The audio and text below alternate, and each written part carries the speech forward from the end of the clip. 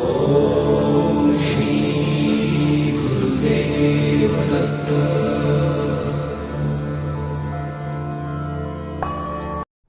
ಶ್ರೀ ಗುರುಚರಿತ್ರೆ ಅಧ್ಯಾಯ 30. ಶ್ರೀ ಗಣೇಶಾಯ ನಮಃ.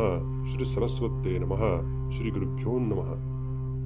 ಇನ್ನು ಅಧ್ಯಾಯ 30, 31, 32ರಲ್ಲಿ ಗೋಪಿನಾಥನಿಗೆ ದತ್ತನ ಅನುಗ್ರಹದಿಂದ ಹುಟ್ಟಿದ ಮಗ ಯೌವನದಲ್ಲಿ ಕ್ಷಯರೋಗದಿಂದ ಮರಣ ಹೊಂದಿ ಮತ್ತೆ ಶ್ರೀ ಗುರುವಿನ ಅನುಗ್ರಹದಿಂದ ಬದುಕಿದ್ದನ್ನ ಹೇಳಲ್ಪಡುತ್ತದೆ. ಸದ್ಗುರುವು ಬ್ರಹ್ಮಲಿಪಿಯನ್ನ ಬದಲಾಯಿಸಿ ಈ ಜನ್ಮದಲ್ಲಿನ ಹಣೆ ಬರಹವನ್ನ ಮರುಜನ್ಮಕ್ಕೂ, ಮರುಜನ್ಮದ ಬರಹವನ್ನ ಈ ಜನ್ಮಕ್ಕೂ ಬದಲಾವಣೆ ಮಾಡಬಲ್ಲೆನೆಂದು ತಿಳಿಸುತ್ತದೆ. ಇಂತಹ ಲೀಲೆಗಳು ಶ್ರೀ ಅಕ್ಕಲ್ಕೋಟ್ ಸ್ವಾಮಿ, ಶ್ರೀ ಶಿರಡಿ ಸಾಯಿಬಾಬಾರಂತಹ ಚರಿತ್ರೆಯಲ್ಲೂ ಕೂಡ ನಾವು ಕಾಣಬಹುದು. ಹಿಂದಿನ ಅಧ್ಯಾಯಗಳು ಸನ್ಯಾಸ, ಕರ್ಮ ಮಾರ್ಗಗಳನ್ನ ಪುರುಷರಿಗೆ ವಿವರಿಸಿ, ಈ ಅಧ್ಯಾಯಗಳು ಸ್ತ್ರೀಯರ ಧರ್ಮವನ್ನ ವಿವರಿಸುತ್ತದೆ. ಈ ಅಧ್ಯಾಯಗಳಲ್ಲಿ ವಿವರಿಸಿದ ಅನೇಕ ಅಂಶಗಳನ್ನ ಸಾವಿತ್ರಿಯ ಆಚರಣೆಗೆ ಕೂಡ ತಿಳಿಸುತ್ತದೆ ಎಂದು ಗಮನಿಸಬೇಕು. ಧರ್ಮಾಚರಣೆಯಿಂದಲೂ ಧರ್ಮದಿಂದಲೂ ಹೊಂದಲಾರದ ಫಲಗಳನ್ನ ಸರ್ವ ಧರ್ಮಪರನಾದ ಸದ್ಗುರುವನ್ನ ಆಶ್ರಯಿಸುವುದರಿಂದ ಹೊಂದಬಲ್ಲುದೆಂದು, ಧರ್ಮ ಪರಾಕಾಷ್ಠೆ ಕೂಡ ಸದ್ಗುರು ದರ್ಶನ ಮಾತ್ರವನ್ನೇ ಕೊಡಬಲ್ಲದೆಂದು ಸಾವಿತ್ರಿಯ ವೃತ್ತಾಂತ ನಿರೂಪಿಸುತ್ತದೆ. ಹಾಗಾಗಿ ಸಹಗಮನದಂತಹ ಧರ್ಮಾಸಕ್ತಿ ಕೂಡ ಸದ್ಗುರು ಸಮಾಗಮ ಫಲವೇ. ಇನ್ನು ಕಥೆಯನ್ನ ಆರಂಭ ಮಾಡೋಣ. ನಾಮಧಾರಕ: ಸ್ವಾಮಿ, ನನಗೆ ಶ್ರೀಗುರುವನ್ನ ಕುರಿತು ಅನೇಕ ಅಪೂರ್ವವಾದ ಅಂಶಗಳನ್ನ ತಿಳಿಸುತ್ತಿದ್ದೀರಿ. ಇಂತಹ ನಿಮ್ಮ ಋಣವನ್ನ ಎಂದಿಗಾದರೂ ತೀರಿಸಿಕೊಳ್ಳಬಲ್ಲನೆ? ಆ ನಂತರದಲ್ಲಿ ಏನು ನಡೆಯಿತು ಎಂಬುದನ್ನ ತಿಳಿಸಿರಿ ಎಂದು ಪ್ರಾರ್ಥಿಸಿದ. ಅದಕ್ಕೆ ಸಿದ್ಧ ಮುನೀಂದ್ರರು ಹೀಗೆ ಹೇಳತೊಡಗಿದರು. ನಾಮಧಾರಕ: ಶ್ರೀ ಗುರುವಿನ ಲೀಲೆಗಳೆಲ್ಲವನ್ನ ಹೇಳಲು ಯಾರಿಗೂ ಸಾಧ್ಯವಿಲ್ಲ. ಆದರೂ ನನ್ನ ಕೈಲಾದ ಮಟ್ಟಿಗೆ ಹೇಳುತ್ತೇನೆ, ಕೇಳು. ಶ್ರೀಗುರುವು ನೋಡಲು ಮಾನವರಂತೆ ಕಾಣಿಸುತ್ತಿದ್ದರು. ಅವರ ಮಹಿಮೆಗಳಿಂದ ತ್ರಿಮೂರ್ತ್ಯಾವತಾರವೆನ್ನುವ ಕೀರ್ತಿ 4 ದಿಕ್ಕುಗಳಲ್ಲೂ ಹರಡಿತು. ಭಕ್ತರು ಎಷ್ಟೆಷ್ಟೋ ದೂರದಿಂದ ಬಂದು ಅವರ ಅನುಗ್ರಹದಿಂದ ಕೇಳಿದ್ದನ್ನ ಪಡೆಯುತ್ತಿದ್ದರು. ದರಿದ್ರನು ಧನ, ಸಂತಾನವಿಲ್ಲದವರು ಸಂತಾನ, ರೋಗಿಗಳು ಆರೋಗ್ಯವನ್ನ ಕೂಡ ಹೊಂದುತ್ತಿದ್ದಾರೆ. ಅಂತಹವರಲ್ಲಿ ಒಬ್ಬರ ವೃತ್ತಾಂತವನ್ನ ಹೇಳುತ್ತೇನೆ. ಮಾಹುರಾಪುರದಲ್ಲಿ ಗೋಡೆನಾಥ ಅಲಿಯಾಸ್ ಗೋಪಿನಾಥನೆಂಬುವ ಸದ್ಬ್ರಾಹ್ಮಣನೊಬ್ಬನಿದ್ದನು. ಅವನಿಗೆ ಅನೇಕ ಮಕ್ಕಳಾಗಿ ಸತ್ತು ಹೋಗುತ್ತಿದ್ದರು. ಆ ದುಃಖ ಭರಿಸಲಾರದೆ ಆ ದಂಪತಿಗಳು ಶ್ರೀ ದತ್ತಾತ್ರೇಯ ಸ್ವಾಮಿಯನ್ನ ನಿಷ್ಠೆಯಿಂದ ಪೂಜೆ ಮಾಡಿದರು. ಆ ಸ್ವಾಮಿಯ ಅನುಗ್ರಹದಿಂದ ಸ್ವಲ್ಪ ಕಾಲದಲ್ಲಿ ಅವರಿಗೊಂದು ಗಂಡು ಮಗು ಹುಟ್ಟಿತು. ಅವನಿಗೆ ದತ್ತಾತ್ರೇಯನೆಂದು ಹೆಸರಿಟ್ಟರು. ಅತಿ ಮುದ್ದಿನಿಂದ ಬೆಳೆದ ಆ ಮಗುವಿನ 5ನೇ ವಯಸ್ಸಿನಲ್ಲೇ ಉಪನಯನವನ್ನ ಮಾಡಿದರು. 12ನೆಯ ವಯಸ್ಸಿನಲ್ಲಿ ರೂಪವತಿ ಮತ್ತು ಸಗುಣಗಳನ್ನ ಹೊಂದಿದ ಸಾವಿತ್ರಿ ಎನ್ನುವ ಕನ್ಯೆಯೊಡನೆ ವಿವಾಹ ಮಾಡಿದರು. ಆ ದಂಪತಿಗಳು ಸುಗುಣಗಳಲ್ಲಿ, ಸೌಂದರ್ಯದಲ್ಲಿ ರತಿ ಮನ್ಮಥರಂತೆ ಸುಖಿಸುತ್ತಾ ಧರ್ಮ ಪರಾತ್ಪರರಾಗಿ ಪರಸ್ಪರ ಪ್ರೇಮಾನುರಾಗಗಳಿಂದ ಉತ್ತಮ ಗೃಹಸ್ಥ ಜೀವನ ಮಾಡುತ್ತಿದ್ದರು. ಹೀಗೆ ಇರಲಾಗಿ ವಿಧಿವಶಾತ್ ದತ್ತನಿಗೆ 16ನೇ ವಯಸ್ಸಿನಲ್ಲಿ ತೀವ್ರವಾದ ಕಾಯಿಲೆಯಾಗಿ ಯಾವ ಚಿಕಿತ್ಸೆಯಿಂದಲೂ ತಗ್ಗಲಿಲ್ಲ. ಅವನಿಗೆ ಅನ್ನದ್ವೇಷವಾದಾಗಿನಿಂದ ದ್ರವಾಹಾರವನ್ನೇ ತೆಗೆದುಕೊಳ್ಳುತ್ತಿದ್ದರಿಂದ ನಿತ್ಯ ಉಪವಾಸಿಯಾಗಿದ್ದನು. ಹೀಗೆ 3 ವರ್ಷ ಕಳೆಯುವುದರೊಳಗೆ ಅದು ಕ್ಷಯವ್ಯಾಧಿಯಾಗಿ ಪರಿಣಮಿಸಿತು. ಅವನ ಹೆಂಡತಿಯೂ ಕೂಡ ಅವನು ತಿಂದು ಮಿಕ್ಕ ಆಹಾರ ಮಾತ್ರ ಸೇವಿಸುತ್ತಾ ನಿರಂತರ ಅವನ ಸೇವೆಯಲ್ಲಿ ಇರುತ್ತಿದ್ದಳು. ಅವನು ಕೃಶದೇಹಿಯಾದ ಸ್ವಲ್ಪ ಕಾಲದಲ್ಲಿ ಆ ಪತಿವ್ರತೆ ಕೂಡ ಒಣಗಲು ಆರಂಭಿಸಿದಳು. ಗಂಡ ರೋಗದಿಂದ ಬಾಧೆ ಪಡುತ್ತಿದ್ದರಿಂದ ಆಕೆ ಕೂಡ ಅಲಂಕಾರಗಳಿಲ್ಲದೆ ಹಳೆಯ ಸೀರೆ ಉಡುವಳು. ಕೂದಲು ಬಾಚ ಬಿದ್ದಿದ್ದರಿಂದ ಅದು ಜಟೆಕಟ್ಟಿತು. ಒಣಗಿ ಕಡ್ಡಿಯಾದ ಆಕೆಯನ್ನ ಅವಳ ಅತ್ತೆ ಮಾವಂದಿರು ಎಷ್ಟು ತಡೆದರೂ ಕೇಳದೆ ಗಂಡನೇ ಪ್ರತ್ಯಕ್ಷ ದೈವವೆಂದು ನಂಬಿ ಸೇವಿಸುತ್ತಿದ್ದಳು. ತನಗಿದ್ದ ಸಿರಿ ಸಂಪದಗಳನ್ನ ಖರ್ಚು ಮಾಡಿ ಅವಳು ದೈವಜ್ಞರನ್ನ ಹೇಳಿದ ವ್ರತಗಳು ಶಾಂತಿಗಳು ಅನೇಕವಾಗಿ ಮಾಡಿಸಿದಳು. ಅನೇಕ ವೈದ್ಯರು ಕೊಟ್ಟ ಔಷಧಿಗಳನ್ನೆಲ್ಲ ಬಳಸಿದಳು. ಹೀಗೆ 3 ವರ್ಷಗಳು ಕಳೆದವು. ಆದರೆ ದತ್ತನ ಸ್ಥಿತಿ ಕಿಂಚಿತ್ತಾದರೂ ಸುಧಾರಿಸಿಲ್ಲವಾದ್ದರಿಂದ ಎಲ್ಲರೂ ಅವನಲ್ಲಿ ಆಸೆ ಕಳೆದುಕೊಂಡರು. ಅವನ ತಾಯಿ ತಂದೆಯರು ದುಃಖದಿಂದ ದತ್ತಾತ್ರೇಯ ಸ್ವಾಮಿಗೆ ಹೀಗೆ ಮೊರೆಯಿಟ್ಟರು. ಸ್ವಾಮಿ ದತ್ತಾತ್ರೇಯ, ನಿನ್ನ ಸೇವೆ ಮಾಡಿ ಈ ಮಗನನ್ನ ಪಡೆದ ಮೇಲೆ ನಾವು ಹಿಂದಿನ ದುಃಖವನ್ನೆಲ್ಲ ಮರೆತಿದ್ದೆವು. ಈಗ ಇವನನ್ನ ಕೂಡ ನೀನು ನಮಗೆ ತಕ್ಕದಂತೆ ಮಾಡದಿದ್ದರೆ ನಾವು ಏನನ್ನ ನೋಡಿ ಬದುಕಬೇಕು? ಅವರು ಹಾಗೆ ದುಃಖಿಸುತ್ತಿದ್ದರೆ ದತ್ತನು ಅವರನ್ನ ಸಮಾಧಾನ ಮಾಡುತ್ತಾ, ನಮಗೆ ಎಲ್ಲಿಯವರೆಗೆ ಋಣಾನುಬಂಧವೋ ಅಲ್ಲಿಯವರೆಗೆ ಪ್ರಾಪ್ತಿಯೇ ಹೊರತು ಅದಕ್ಕೆ ಮಿಂಚಿದ್ದನ್ನ ಆಸೆಪಟ್ಟರೆ ಸಿಗುವುದಾದರೂ ಏನು? ಆದ್ದರಿಂದ ನೀವು ನನಗೋಸ್ಕರ ದುಃಖಿಸಬಾರದು ಎಂದು ಹೇಳುವನು. ಆ ಮಾತುಗಳನ್ನ ಕೇಳಿ ಅವರ ದುಃಖ ಇನ್ನಷ್ಟು ಹೆಚ್ಚುವುದು. ಅವನು ಕೂಡ ದುಃಖದಿಂದ ತನ್ನ ತಾಯಿಗೆ, ಅಮ್ಮ, ಎಲ್ಲ ಈಶ್ವರನ ಅಧೀನವಲ್ಲದೆ ನಮ್ಮ ಕೈಯಲ್ಲಿ ಏನಿದೆ? ನೀನು ನನಗೊಂದು ಘಳಿಗೆಯ ಕಾಲ ಕೊಟ್ಟ ಹಾಲಿನ ಋಣವನ್ನಾದರೂ ಇದುವರೆಗೆ ತೀರಿಸಲಾಗಲಾರದೆ ನಾನು ನಿಮಗೆ ಕಷ್ಟಗಳನ್ನೇ ತಂದಿಟ್ಟೆ. ನಿಮ್ಮನ್ನ ಸ್ವಲ್ಪವಾದರೂ ಸುಖ ಪಡಿಸಲಿಲ್ಲ ಎನ್ನುವನು. ಮುಂದೆ ತನ್ನ ಹೆಂಡತಿಯೊಡನೆ, ಹೇ ಪ್ರೇಯಸಿ, ನನಗಿನ್ನೂ ಕಾಲ ಹತ್ತಿರ ಬರುತ್ತಿದೆ. ನೀನು ನನಗೆ ಮಾಡಿದ ಸೇವೆಗೆ, ನನಗಾಗಿ ಪಟ್ಟ ಕಷ್ಟಗಳಿಗೆ ಅಂತ್ಯವಿಲ್ಲ. ಗತ ಜನ್ಮದಲ್ಲಿ ನಿನಗೆ ನಾನು ಪರಮಶತ್ರುವಾಗಿದ್ದರಿಂದಲೇ ಇರಬೇಕು ನಿನಗೆ ಈ ರೀತಿ ಬಾಧಿಸುತ್ತಿದ್ದೇನೆ. ಇನ್ನು ಮುಂದೆ ನಿನಗೆ ಆಸರೆ ಇಲ್ಲವೆಂದು ಭಯಪಡಬೇಡ. ನನ್ನ ತಾಯಿ ತಂದೆಯರು ನಿನ್ನನ್ನ ತಾವು ಹೆತ್ತಮ್ಮಳಂತೆ ನೋಡಿಕೊಳ್ಳುತ್ತಾರೆ. ಆದರೆ ನಿನಗೆ ಅದು ಇಷ್ಟವಿಲ್ಲದಿದ್ದರೆ ನೀನು ತವರು ಮನೆಗೆ ಹೋಗಬಹುದು. ನಿನ್ನೊಡನೆ ಸಂಸಾರ ಮಾಡುವ ಅದೃಷ್ಟ ನನಗೆ ಕಿಂಚಿತ್ತಾದರೂ ಇಲ್ಲ. ದೌರ್ಭಾಗ್ಯನಾದ ನನ್ನನ್ನ ಕೊಟ್ಟಿಕೊಂಡಾಗಲೇ ನಿನ್ನ ಸೌಭಾಗ್ಯಕ್ಕೆ ಬೆಂಕಿ ಬಿತ್ತು ಎಂದು ಬಾಧೆ ಪಡುವನು. ಸಾವಿತ್ರಿ ಈ ಮಾತು ಕೇಳಲಾರದೆ ಕಿವಿ ಮುಚ್ಚಿ ಅಡುತ್ತಾ, ಸ್ವಾಮಿ, ನೀವು ನನ್ನನ್ನ ಬಿಟ್ಟು ಹೋಗುತ್ತೀರಾ? ನಾನು ನಿಮ್ಮ ಶರೀರದ ಅರ್ಧ ಭಾಗವಲ್ಲವೇ? ನನ್ನ ಪ್ರಾಣವಾದ ನೀವು ಬಿಟ್ಟು ಹೋದರೆ ನನ್ನ ಶರೀರದಲ್ಲಿ ಪ್ರಾಣವಿರದು. ನೀವಿಲ್ಲದಿದ್ದರೆ ನಾನು ಅಲ್ಲೇ ಇರುತ್ತೇನೆ ಎನ್ನುವಳು. ಸಾವಿತ್ರಿಯ ಮಾತುಗಳನ್ನ ಕೇಳಿದ ತಕ್ಷಣವೇ ಆ ವೃದ್ಧ ದಂಪತಿಗಳಿಗೆ ಎದೆ ಒಡೆದು ಹೋಗುವುದಂತಾಗುವುದು. ಸಾವಿತ್ರಿ, ಅಯ್ಯೋ, ನೀವೇ ಹೀಗೆ ದುಃಖಪಟ್ಟರೆ ಹೇಗೆ? ನೀವು ಧೈರ್ಯವಾಗಿರಬೇಕು.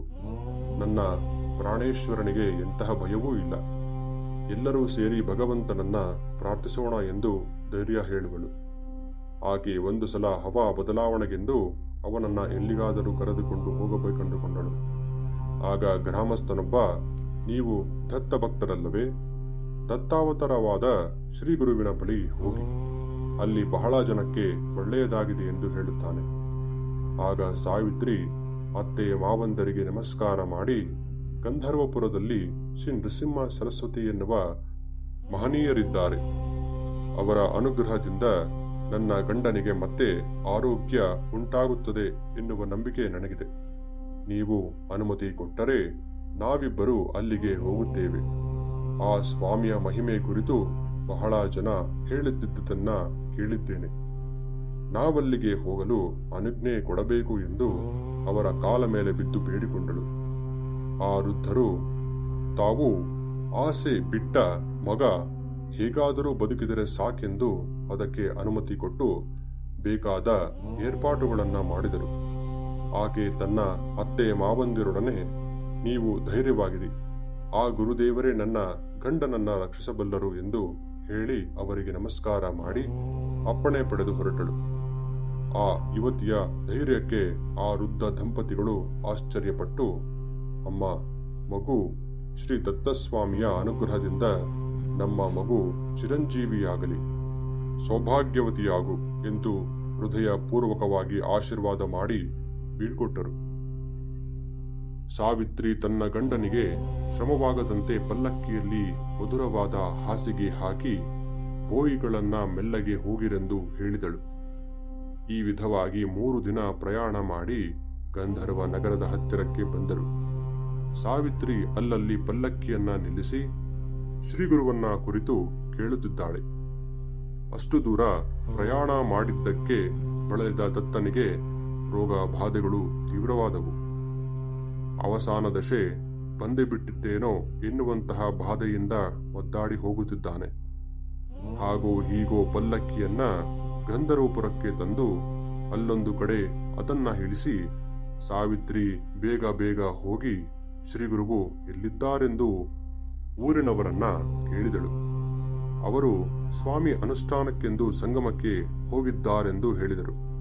ದತ್ತನನ್ನ ಅಲ್ಲಿಗೆ ಕರೆದುಕೊಂಡು ಹೋಗೋಣವೆಂದು ಸಾವಿತ್ರಿ ಪಲ್ಲಕ್ಕಿಯ ಹತ್ತಿರ ಸೇರುವ ವೇಳೆಗೆ ದತ್ತನು ಮರಣಿಸಿದ್ದ. ಪಾಪ, ಅವಳು ಎದೆ ಬಡಿದುಕೊಂಡು ಅಳುತ್ತಿದ್ದಾಳೆ. ಆಕೆ ಕಟ್ಟಿಕೊಂಡಿದ್ದ ಆಶಾ ಸೌಧವೆಲ್ಲ ಮುರಿದು ಬಿತ್ತು. ಆ ಶೋಕ ಭರಿಸಲಾರದೆ ಆಕೆ ಕತ್ತಿಯಿಂದ ಚುಚ್ಚಿಕೊಳ್ಳಲು ಪ್ರಯತ್ನಿಸಿದಾಗ ಸುತ್ತಮುತ್ತಲಿನವರೆಲ್ಲರೂ ಅವಳಿಗೆ ಅಡ್ಡ ಬಂದು ನಿಲ್ಲಿಸಿದರು. ಆಕೆ ದುಃಖಿಸುತ್ತಾ, ಅಯ್ಯೋ ಸ್ವಾಮಿ, ನನಗಿದೇನು ಗತಿ ಬಂತು? ಓ ಗುರುವರ್ಯ, ಗುರುಮೂರ್ತಿ, ನೀವು ಪ್ರಾಣ ರಕ್ಷಕರೆಂದು ತಿಳಿದು ಬೆಟ್ಟದಷ್ಟು ಆಸೆಯಿಂದ ಇಷ್ಟು ದೂರ ಕಾಲೆಳೆದುಕೊಂಡು ಬಂದೆ. ಆದರೆ ನನ್ನ ಕೆಲಸ ದೈವಾನುಗ್ರಹಕ್ಕೆಂದು ಹೊರಟರವರ ಮೇಲೆ ದೇವಾಲಯವೇ ಮುರಿದು ಬಿದ್ದಂತೆ, ನೆರಳನ್ನ ಬಯಸಿ ಬಂದವನ ಮೇಲೆ ಗಿಡವೇ ಮುರಿದು ಬಿದ್ದಂತೆ, ನೀರು ಕುಡಿಯಲು ಹೋದವನು ಮೊಸಳೆಯ ಬಾಯಿಗೆ ಬಿದ್ದಂತೆ ನನ್ನ ಗಂಡನನ್ನ ಬದುಕಿಸಿಕೊಳ್ಳಬೇಕೆಂದು ಇಲ್ಲಿಗೆ ಬಂದ ನಾನು ಅವನನ್ನೇ ಕಳೆದುಕೊಂಡೆ. ನನ್ನ ಗತಿ ಹುಲಿಯ ಬಾಯಿಯಿಂದ ತಪ್ಪಿಸಿಕೊಂಡ ಹಸು ಗೋಮಾಂಸ ತಿನ್ನುವ ಯವನನ ಕೈಗೆ ಸಿಕ್ಕಿದಂತಾಯಿತು. ನನಗೆ ತಿಳಿಯದೇನೆ ನಾನು ನನ್ನ ಗಂಡನನ್ನ ಕೊಂದವಳಾದೆ. ವೃದ್ಧರಾದ ಅತ್ತೆ ಮಾವಂದಿರಿಗೆ ಒಬ್ಬನಾದ ಮಗನನ್ನ ಅವರಿಂದ ದೂರ ಮಾಡಿ ದೇಶಾಂತರದಲ್ಲಿ ದಿಕ್ಕಿಲ್ಲದ ಸಾವು ಕಾಣುವ ಹಾಗೆ ಮಾಡಿದೆ ಎನ್ನುತ್ತಾ ಹೃದಯ ವಿದ್ರಾವಕವಾಗಿ ಅಳುತ್ತಿದ್ದಾಳೆ. ಆಗ ಅಲ್ಲಿ ಸೇರಿದವರಲ್ಲಿ ಕೆಲವರು, ಅಮ್ಮ, ನೀನು ಹೀಗೆ ಅಳುವುದರಿಂದ ಬರುವ ಲಾಭವೇನು? ವಿಧಿಲಿಖಿತ ವಿಷ್ಣುವನ್ನಾದರೂ ಬಿಟ್ಟೀತೆ ಎಂದು ತಿಳಿ ಹೇಳಬೇಕೆಂದು ನೋಡಿದರು. ಆದರೆ ವಯಸ್ಸಿನಲ್ಲಿ ಸಣ್ಣವಳಾದ ಅವಳಿಗೆ ಅವನ ಸಹಚರ್ಯದಲ್ಲಿನ ಮಧುರವಾದ ಸ್ಮೃತಿಗಳು ನೆನಪಿಗೆ ಬಂದು ಅವಳ ಹೃದಯವನ್ನ ಕಲವರಗೊಳಿಸುತ್ತಿವೆ.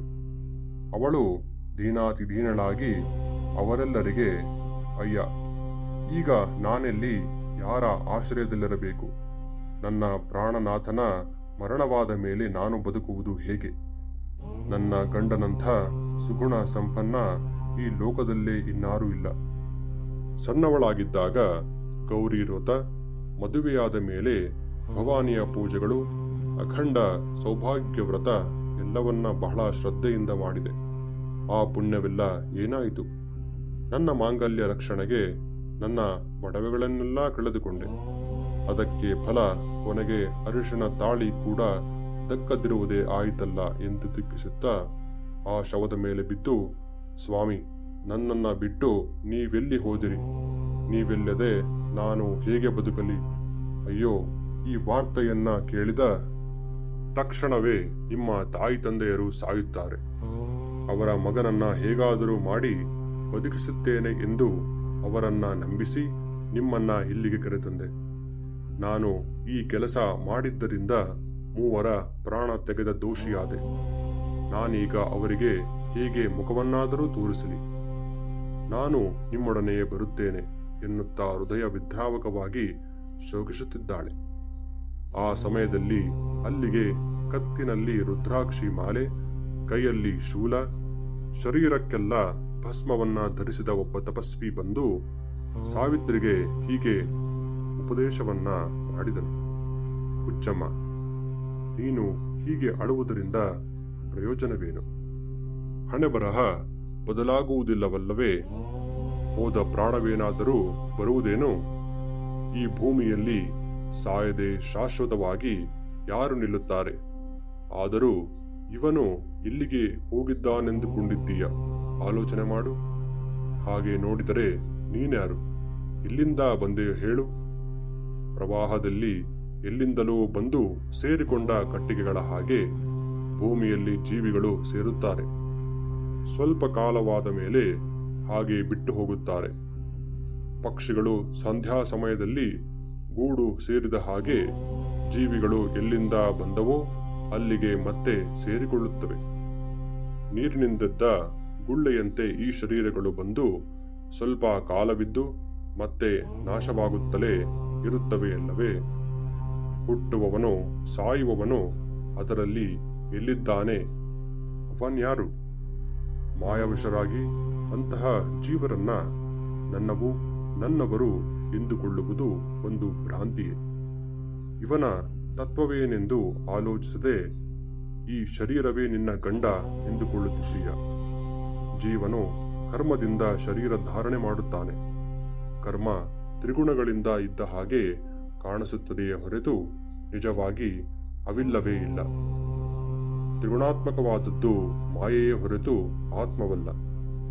ಆ ಜೀವಿ ಅವಿದ್ಯೆಯಿಂದ ಕರ್ಮಬಂಧದಲ್ಲಿ ಸಿಕ್ಕಿ ಈ ಸಂಸಾರದಲ್ಲಿ ಬಿದ್ದು ಈಜಾಡುತ್ತಿರುವವರಿಗೆ ಮಾತ್ರವೇ ಸುಖ ದುಃಖಗಳನ್ನ ಅನುಭವಿಸುತ್ತಾನೆ.